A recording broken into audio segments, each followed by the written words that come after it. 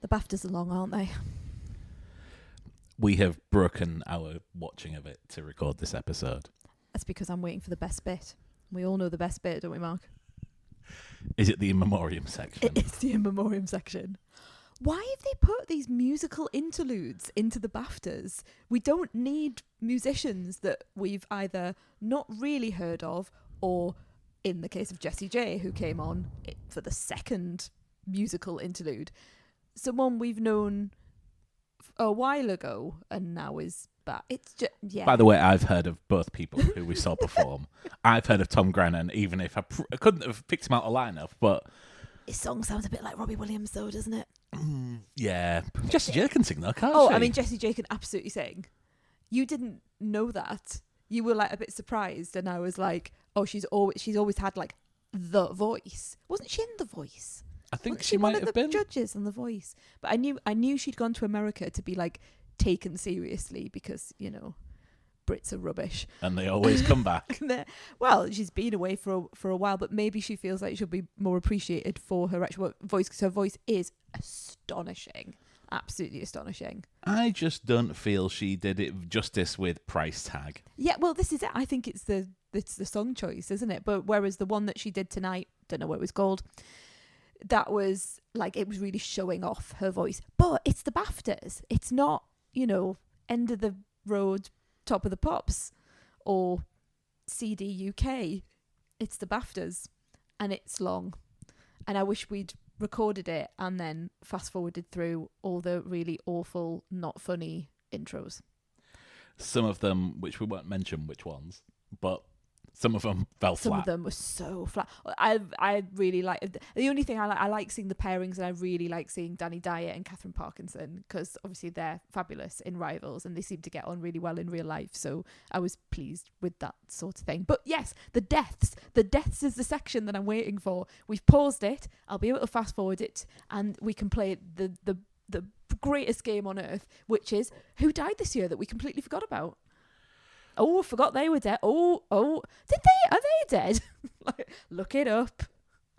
Oh, when did they die? Oh, they were young. It's dark humour at its finest in a house where, we've had a bereavement. There is a clip on I Think You Should Leave where they do, it's somewhere between an awards show and a reality TV show called Baby of the Year, and they do an in memoriam section on that.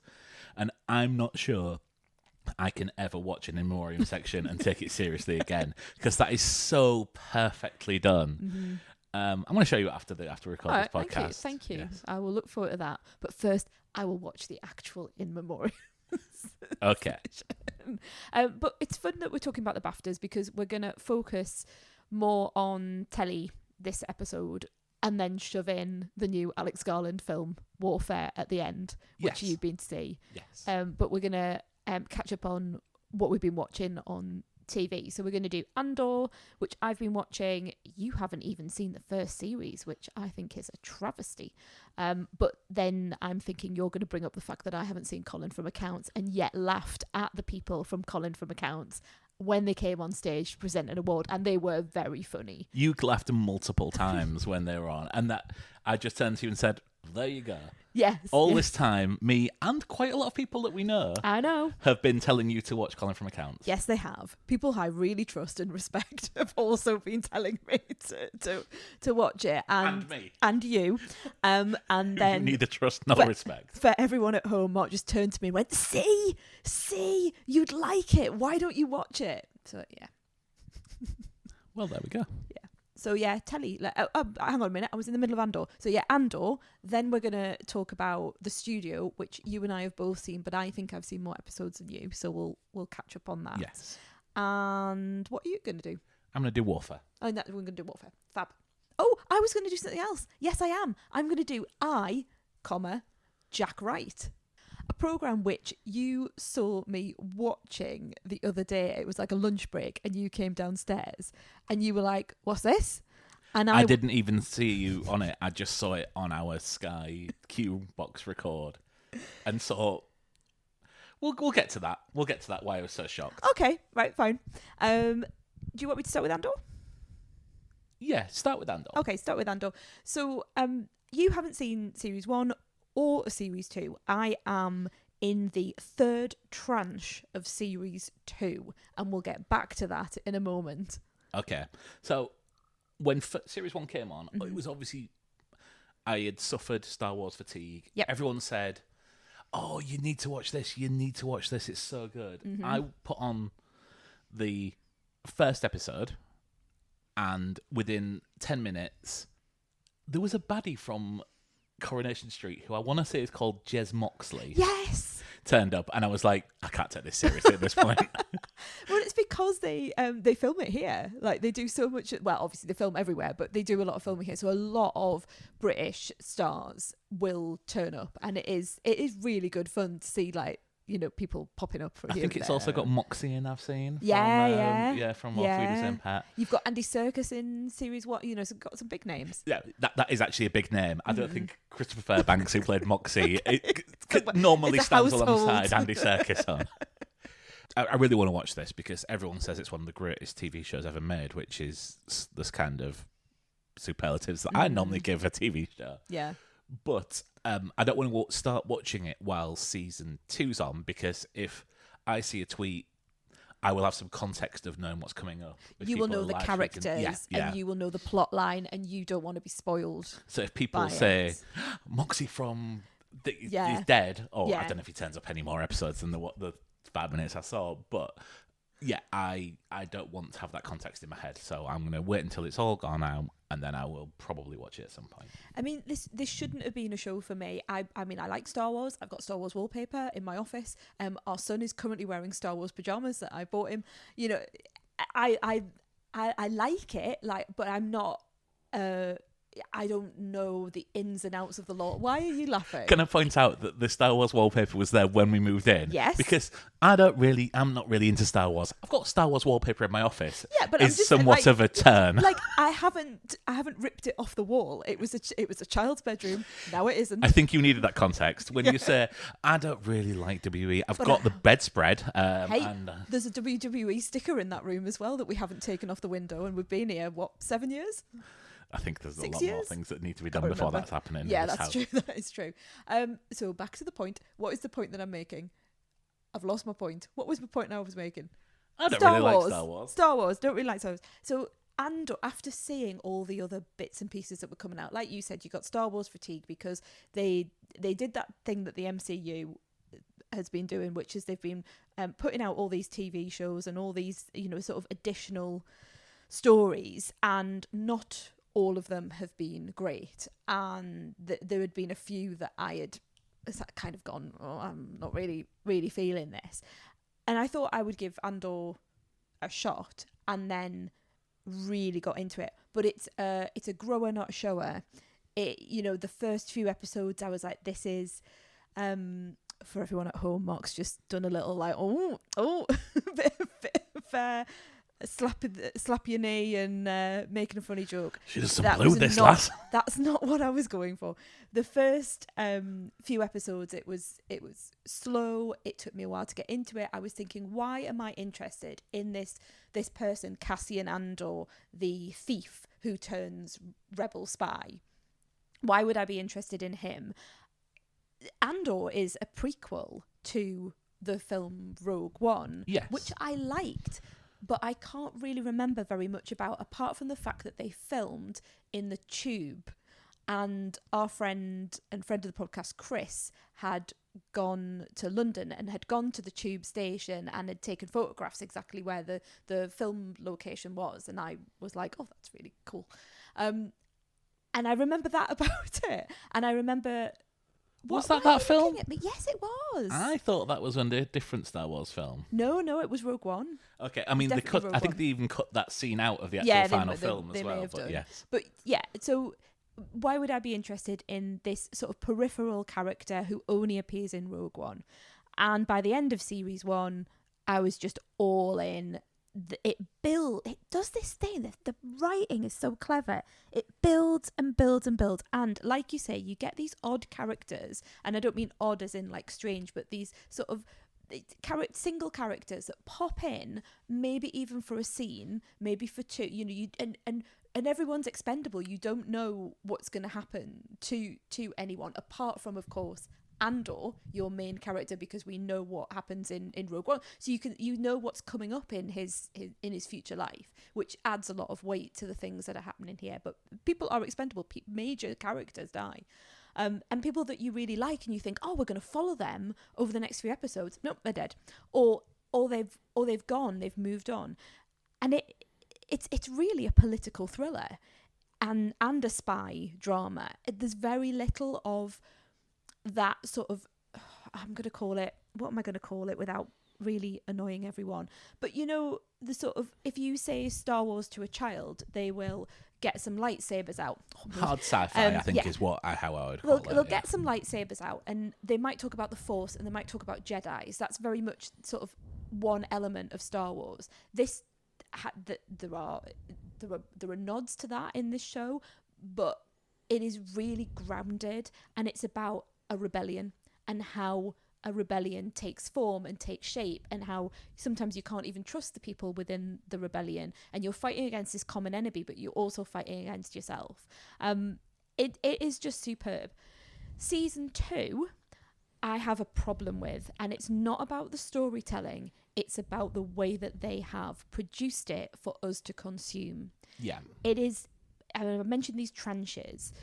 It has been divided up into these tranches of 3 episodes. So you get these blocks of 3 episodes arriving.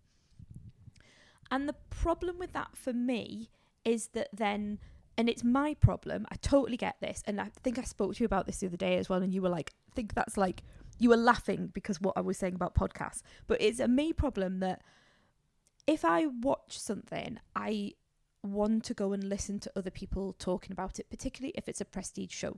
So I want to go and listen to like the Empire team talking about it. I want to listen to the cinema talking about it. I want to listen to Bold Move. You know, like I could go on. And that's part of my relaxation, and that's part of how I like live in the world, is to watch something and then go and listen to a review. I don't look for spoilers, but the problem is that I'm going to go right. You're looking at me like going, you're right. You're right. You're waiting for it, aren't you? The problem with this is I'm getting spoiled and I can't listen to my podcasts. So my podcasts are coming out and I'm having to like battle through, because these episodes are not like massively short. I mean, sometimes they're like 50 minutes. I'm having to battle through watching these episodes really, really quickly, so that I can then consume the media that I want to consume, but also so that I don't get spoiled for 3 episodes.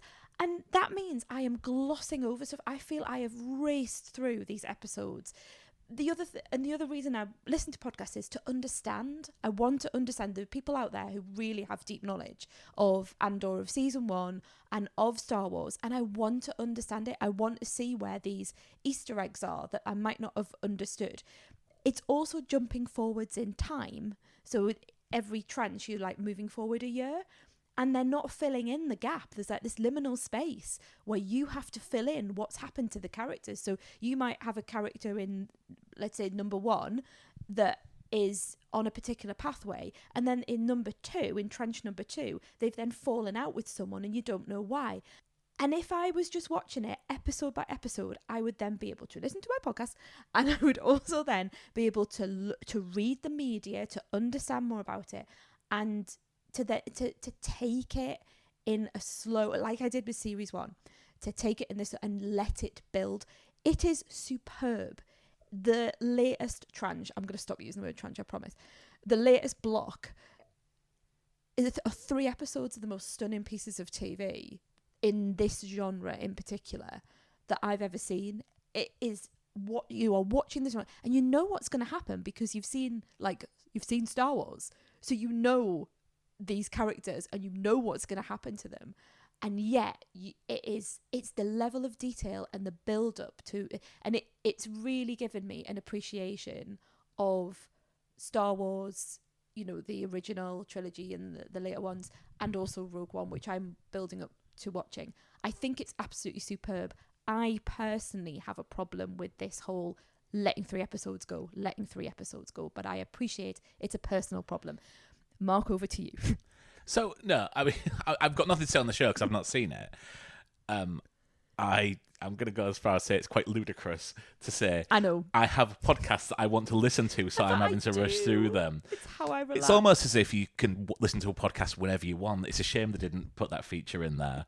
Thanks to everyone listening live tonight. You've obviously got to listen in live because after 24 hours, you'll never be able to listen to this podcast again. I do appreciate it. It's just it's spoilt my enjoyment of it. I fully understand the spoilers, and I think we are moving away from a time in streaming shows and cinematic releases where people had that kind of grace over these things. We've, last episode we spoke about Thunderbolts. Yes. And within 24 hours of us recording that podcast, I said, you need to see this as early as possible because the people will be talking about this. I didn't expect it to be the fucking marketing for the change billboards to they're trying to get a second week out of the box office, and I can understand that. And you kept saying to me, "Are you going to go and see it?" I'm like, "Well, I already know now. Yeah. I know there's no point. I'll wait for it to come on telly." Yeah, but I find that a real shame, and I understand that. Like, obviously, as people who listen to the show will understand that I watch wrestling. This often takes place overnight on a weeknight, so I have built my little social media world around being able to avoid any wrestling content on my social media for a day if there's something that I really want to watch on an evening. And that's me having to go out my way. I have filters in my podcasts because the second I look at my podcast, there'll be news, blah blah blah happened last night, and I want to go into a world that go into that where I don't. I organise some of my work schedules around things I might want to watch on a morning so that I get an extra hour to finish it off before I start work. Like, it's tough to have to do that. And I thought when Netflix came out, we kind of had that and did that big dump of episodes. We kind of had that moment where everyone was kind of polite and said, what episode are you up to? What episode are you up to? Yes. I can't talk about this yet, but it feels that's going out the window, and once they are going, it's fair game. And when that's one episode, I think that's absolutely fine. When it's 3, I don't have the time to watch 3 episodes back to back at 9 o'clock in the morning when they come out. And I think that... And that's why I feel I know at certain points I fast forwarded through it to get to the end so I can have finished it. I'm sorry, you just said something that I do not understand. I know. You fast I know. I just like by 10 seconds, just to because I didn't have the time because I was, I know you don't have to give reasons in a divorce anymore, but I mean that's one straight when you're waiting there. for when you're doing school, when you're trying to organize, even on my days off, I have stuff to do. I know there's tiny violins playing all over the world here, but absolutely, and on my sofa, my diamond shoes are too tight and my wallet's too big for all my 50s. It's first world problems, but it does feel like something that's so easily avoidable. I know plenty of people who only will start a TV show once all the episodes are available. But I think you've done the right. Personally, now, I was a bit like, why have you done this? Why are you not even watching it? You have totally done the right thing given what's happened with this second series. I think you need to you don't need me to tell you. You're going to do it anyway. You've made the right decision. Wait for all this to come out. Ignore everything. And then you won't even remember, even if you've seen, because it's been really memeified for some of the things. There's YouTube videos of one particular scene of someone dancing that is like an hour of blah dancing, and it's that's happened with this second series. So you forget about all of that, watch it and take your time with it. I learned a lot from when I caught up on Game of Thrones, and as I was watching, it was going into I think the penultimate season, and so we had people hooking up, and I was like, okay, well they're clearly going to survive till the end. Yes. Anyway, enough of Andor. I think it's superb. I think it's just a shame for me that it has been produced in this way. Spoilers, I understand. Yeah. The fact you have to listen, you want to listen to the podcast. It's how I manage my brain. Can I just say, your podcast app is an absolute disgrace as well. What do you mean? You aren't someone I curate my watch list quite nicely. You have unlistened to episodes all over the place. Yes. So I don't see why these ones here are the ones causing the trouble. I think it's a funny old thing, isn't it? Like in certain aspects of people's lives, they're very organized, and then there's like a part of the world that just isn't. And I think my podcasting app might be that. I've got some others. Your desktop on your laptop is yeah, another one. that as well. Yeah. Great. Do you want to do the studio? Let's do the studio. Because that's together. Yeah. Because I'm only 2 episodes into this, so Okay. Yes. I'm not sure there's a lot I can talk about on this. Well, but I'm really interested in what you think, because we, as per usual, we haven't spoken about it. And this is Seth. I nearly forgot his name there. Seth Rogen, yes. who I am not massively aware of. So he's written. Not aware of? No, but I was about to say, hang on, let me finish my sentence. He's written it, and he's the star in it. Which is quite often the case. Is that what he does? Yeah. But I am aware of him. I'm just not really aware of, like, is he the fella out of that one where they're like teenagers and it's like coming of age, that film? Well, that narrows it down. You know Stand by me. American Graffiti. I think it's a film that you really like. Superbad. That's it. And you spoke to me about it. Actually, when we first started going out, you were talking to me about Superbad, and I probably pretended that I knew all about it to be cool. Yeah, so I think we broke through. He was kind of the third build in all the Steve Carell films, like The 40-Year-Old Virgin. I think he's in like Evan Almighty and things like that, in a very minor role. But he's in that sort of frat pack, and he was the one who kind of came through from the frat pack. But Superbad was his big thing, because that was the thing that he wrote. Did he do a one about the end, like the end of the world or something, and it had all of those people in? Yeah, This Is the End was That's the ultimate frat pack kind of Jonah Hill, James Franco. I get him maybe a bit confused with him as well. Yeah. So, but very very quick-witted, very sharp sort of comedy and wit, very witty is what I think of when I think of like Seth Rogen. But also I now understand that there's 2 extra things I know about Seth Rogen because of reading some of the stuff around the studio, which is that him and his wife are child-free by choice, and they speak about that very openly, because they say they're sick of people asking like, why aren't you having kids? And it's like, we just don't want any. But the other thing is that he smokes a lot of cannabis, and he has his own, like, does he have his own cannabis brand? I don't know that, but yeah, that was certainly a plot point in Knocked Up. Right. Okay. Because those were the 2 out of everything I took about the interviews that I was reading about him, and this comedy that I've really got into, which is weird for me. Those are the 2 things that I picked up. Anyway, how would you describe the studio? So he is. This is a story of Seth Rogen getting the promotion to be head of a historic Hollywood studio, and having to deal with the production of films and just how to run a studio that is somewhat out of place in the world of entertainment now that the streamers have come along. And making choices as well. So he really loves the indies, doesn't he? Or at least he professes to. He loves the indies, he loves the indie directors, and yet the big bosses, the people who are, own the studio, are saying, expect him to we want have the franchises and the sequels and things like that. So I, like I said, I'm 2 episodes into this. I am really, really enjoying this, and I'm taking my time to not plow through, because I haven't got any podcasts to listen to around this. All right. I would say, just as a point of note, I think this is incredibly inside baseball. Yeah, of course and it is. If I'm thinking of a lot of people who are listening to this, who we know who listen to this, I'm not sure that's for everyone. There are cameos in this, and there are cameos who, as someone who goes to the cinema maybe 50 times a year, I was like, I don't know who that is. Oh, interesting. Like a lot of directors show up. A lot of directors show up in this. Things like that.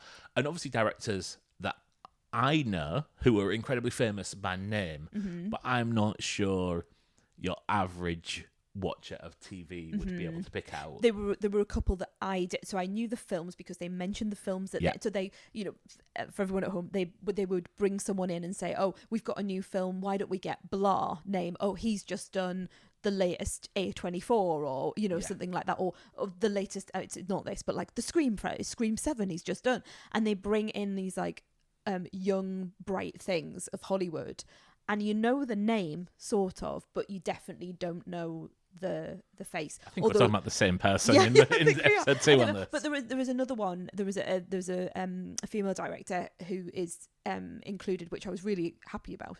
And there were lots of, like you say, the inside baseball, the insider jokes about supporting women in film and that sort of thing, which I found really good. And I understand that director also had an acting background as well, so they do really, really well. I'm not really there for the cameos, I have to say. I know there's probably more cameos to come. I'm thinking of actors that are in it as well. There will be more cameos to come. I'm not really there for the cameos and the directors and the famous people popping up as themselves. I really enjoy the way each episode, and the episodes are short. I love the way each episode is constructed, and you, like you say, I'm much further along. I think I'm about episode 4 or 5 into it now, but I love the way that it is. As someone who is writing a book at the moment and constructing plot and character and dialogue, this is a masterclass, in my view, for like the short story. You could take each one of these episodes as a standalone piece of work and say, there you go, that's a short film. And you would understand from beginning, middle and end what is going on. And it's the other thing that I really love about it is it's frenetic, it's pacey, it's all handheld camera, and it's like a documentary. It's documentary style, and you are following these people. It's just so good. Every single there's very little reflection in it. There's very little sitting down, taking some time to think about all your woes for half an hour. It is just someone else is going to come in the room. Let me introduce you to the concept of comedy.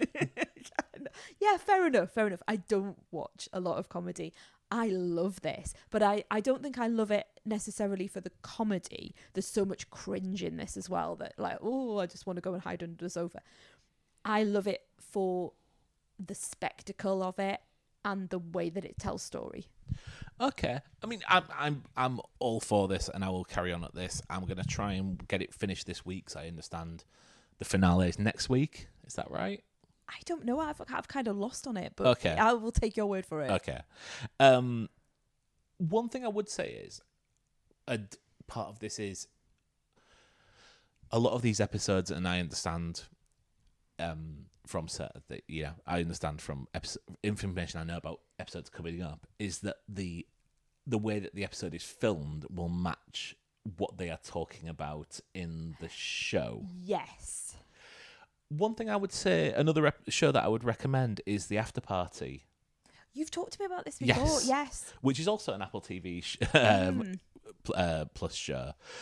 And that is, so I didn't get on with the second series at all, but the first series is someone goes to their high school reunion after they go to the house of a musician who is part in their high school class.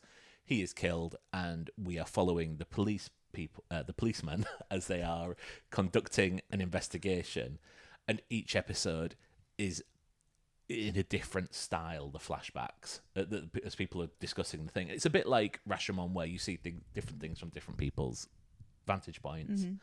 But yeah, it's a really, really creative. It actually stars Ike Barinholtz, who is his sort of best friend in the studio, so he appears in both shows, which is even weirder. That's weird. But yeah, it's a really, really creative show, and I really, really recommend people watch it. I don't think enough people watched it. Fab. So big recommend from both of us, which is good. Yeah. Comedy, yay. Well done. I'm gonna do literally I've got my phone out. I'm gonna do 5 minutes on Jack Wright.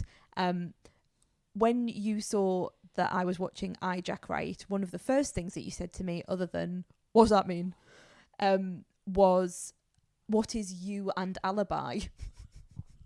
Which is what this show is on. It just feels like the sort of channel that my mum would watch, which is not necessarily something we normally cover on this podcast. Know.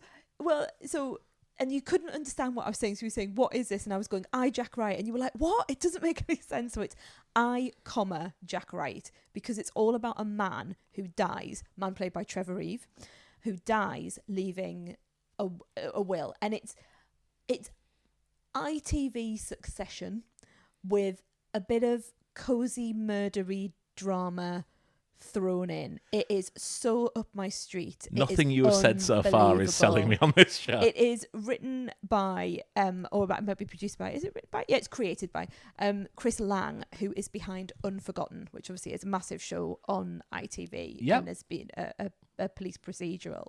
The thing that drew me to this were Chris Lang with the whole Unforgotten connection, but it's the cast. The cast, I mean, I'm not going to have to read them because it's a huge cast, but you've got John Sim. Anything with John Sim in, quite frankly, I'm just there for it. I've loved him since The Lakes. I've loved him since Life on Mars. Like, for me, he represents a particular point in my life as well. He's representative of the 90s. And some of us have been with him since Men of the World. Yeah, exactly. There are scenes in this drama where, because he's playing, like, I think he's meant to be like, he was a 90s indie star or something like that. You can see how detailed I'm taking how odd. it, yeah. And in the background they've got essentially like mock-ups of what look like Select, and there's pictures of him but in his sort of like human traffic phase, and it's real photos of him from the 90s that they've superimposed. But anyway, I like it. So it's got John Sim, it's got Nikki Amuka Bird, who is amazing, it's got Daniel Rigby in it, it's got obviously Trevor Eve. There are just so many people. There's an older woman as well who, and there's just so much. I'm gonna find this woman, because where is she? Gemma Jones. That was it. Gemma Jones of The Devils fame. Do you remember when we watched The Devils and we were like, oh, there's Gemma Jones, Bridget Jones's mum. Yes. Yeah. So yeah, Gemma Jones is in it, and the guy who plays Alice's husband in The Vicar of Dibley as well, he's in it. There's just so many of them. Anyway, I've gone past 5 minutes. Trevor Eve dies. There's a will. He's changed his will in the last few weeks, and he's rich. He's rich as well. So there's all this money.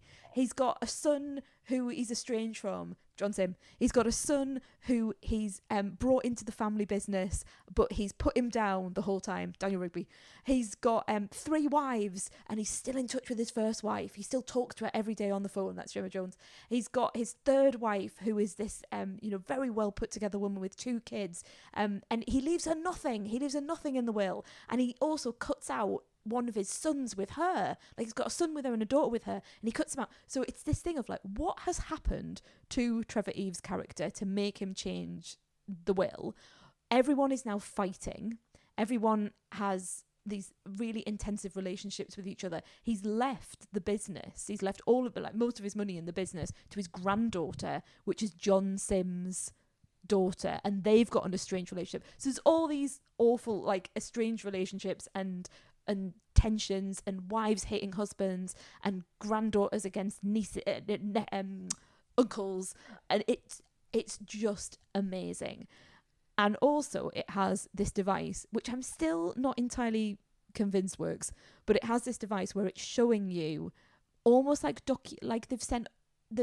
created a documentary about it. So there's John Sim sitting in his studio, and it'll flash up first son or eldest son, and then it'll go, well, we all thought it was a bit weird what happened to my dad, and they'll talk to camera as if they're being. So I'm not entirely sure that works, but it does give you the sort of the push of, oh well, some people, it transpires, are in prison. What are they in prison for? Some people seem to be doing really well. Well, they weren't doing really well in episode 3, so what's happened to them? I am loving it. I think it should have been on ITV. It really feels like ITV drama, and it feels like, why are you laughing? Because that in itself is a bit of a diss. But it's not like Unforgotten. So there's loads of really good crime dramas on it. Every now and again, the music gets a little bit it knows what it's doing.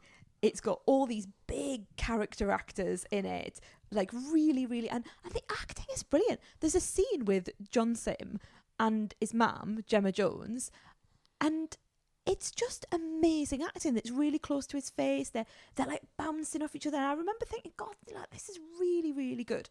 I've gone longer than 5 minutes. If you love a proper, and obviously there's a policeman in the middle of it trying to work it all out. If you love a police procedural, if you want an ITV Succession light, and I mean light, I shouldn't really have said Succession, but you know, it's got that family dynamic. There's a business in the middle of it. Who's going to run the business? Who's going to get all the money? Who killed Trevor Eve? Who killed him? I know exactly what's happened already. I've worked it out.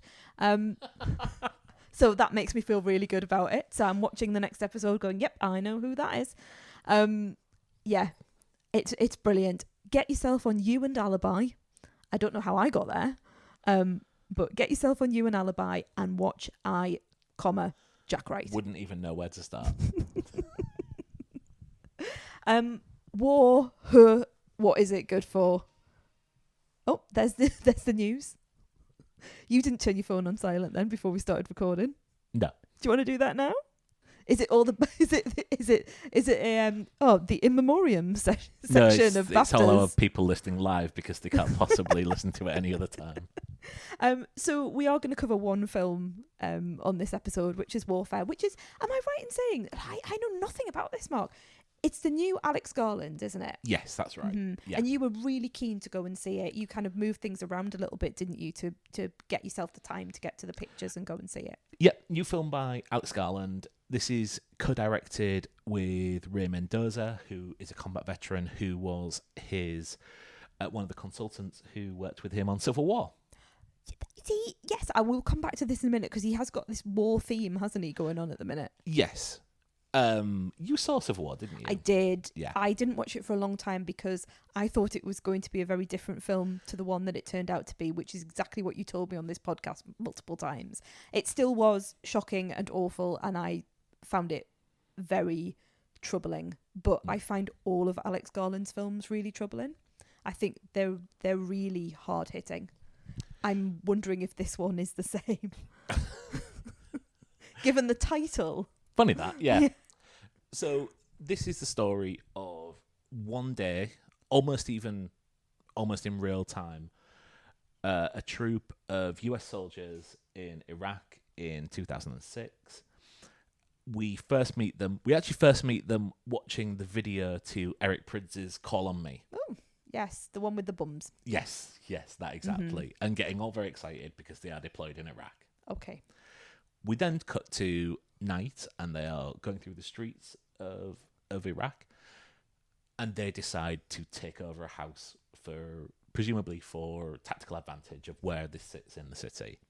We see them break in, we see them knock down the door, we see them take the families out of bed, put them up in a room and take over the house, knock through walls, knock through everything just to make sure that they have this house. And then we cut to the daytime, either the next day or some days later. And we have, from there, about an hour and 20 minutes, virtually in real time, of them being in this house and then looking at what's going on the outside.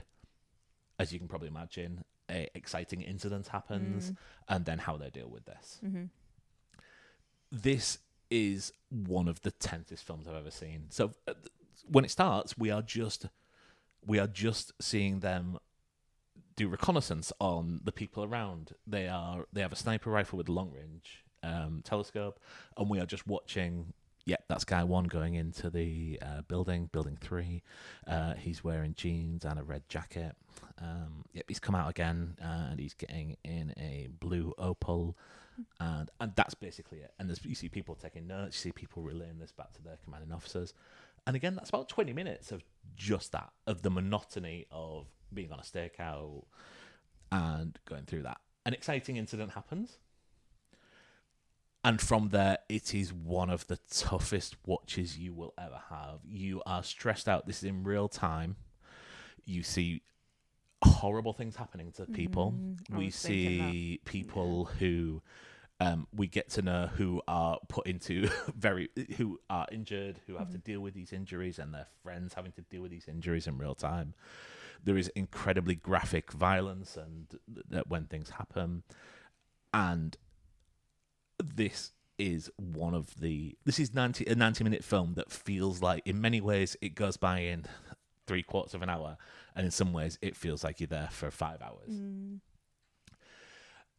This starts off with a line saying this is made by the people who were there, and everything is as it was remembered. So it's not saying it's a true story. It's saying this is as we remember it. Yeah. I will go on record now to say that a lot of the things that people do, people who are the protagonists of the film, who we are spending time with, are horrible actions. Yeah. And you see them, and I am instantly disliking this person for what they are doing. And yeah, I came out thinking that is one of the biggest anti-war films I've ever seen. And then I listened to the reviews, and this has absolutely split people. It has become you're gonna have to. This is my asterisk moment. Okay. What's one of those ink blot puzzles that you look at? Oh, a Rorschach. Rorschach. You never get that, do you? Yeah, no. I've just realised it's Rorschach. It's a Rorschach puzzle that I think you look into this and you see what you get. Two instances of this happening. The Filmcast did a review of this, and I think Dave Chen was really put off by the fact that I think when he went to see it, there was a lot of veterans in the audience who found it a little bit whoop whoop. Oh, yes. Right.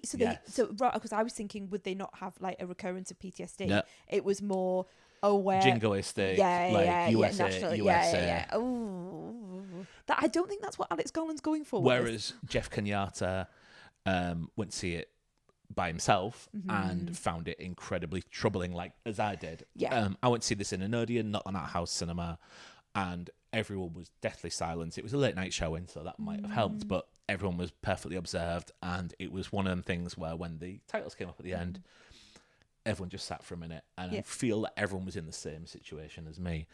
Alex Godfrey and Helen O'Hara also got into quite a debate on this.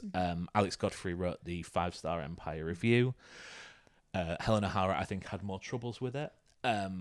I feel part of the problem is that when in interviews, Ray Mendoza has said, we have gone into this without an agenda. Right, okay. Which I understand. And that's part of the reason that I respect this film so much, is that this has gone in without an agenda, and you see what you get. I find some of the things that happen in this film absolutely abhorrent, but then I would have done that. I understand that is what is in this film. I don't need the filmmakers to make me think that way, and I'm not sure that if they had gone in with agenda, it would have been as good a film as I found it. I think it's an interesting point about just generally, I mean, obviously I haven't seen the film, so I can't comment on that, but I think it's an interesting point when people say we don't have an agenda. We have this in the research world that I'm in, where people will say, oh, I'm completely objective and there's no bias in this research whatsoever. And I don't say this, but I call bullshit on that every time. And I will say, I have trouble believing that is the case for anyone, and I would never say it, because everyone comes with some kind of baggage. Everyone has an idea, even if they try to suppress that. So they were in the choices that directors make, in the choices of the dialogue, it all comes from you as a creative. So there has to be something of you in there. So I have it's an overarching point, but I have trouble when I hear people say we don't have an agenda, because everyone's got one, even if you are trying your best to be neutral and to be balanced, and people can be doing that.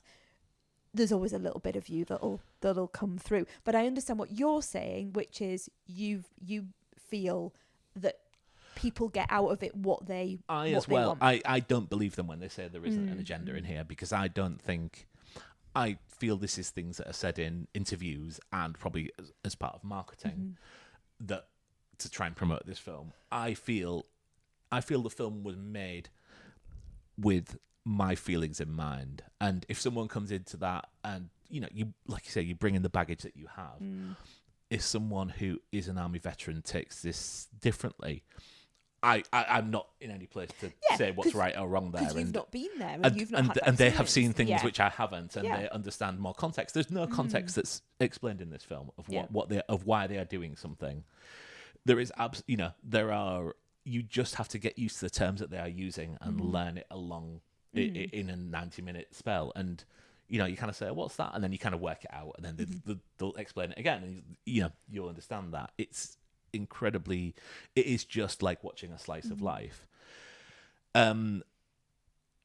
Interestingly, I'm not going to say that because I feel that might be spoilers, but when we get to the end of the film, you get because of the people on set who were in this situation, the real life people who this was based upon, some of them are on set, and you see their photo alongside the actor. So we see Cosmo Jarvis plays one of the snipers, and we see the person who he plays alongside him. We see Joseph Quinn alongside the person who he's portraying.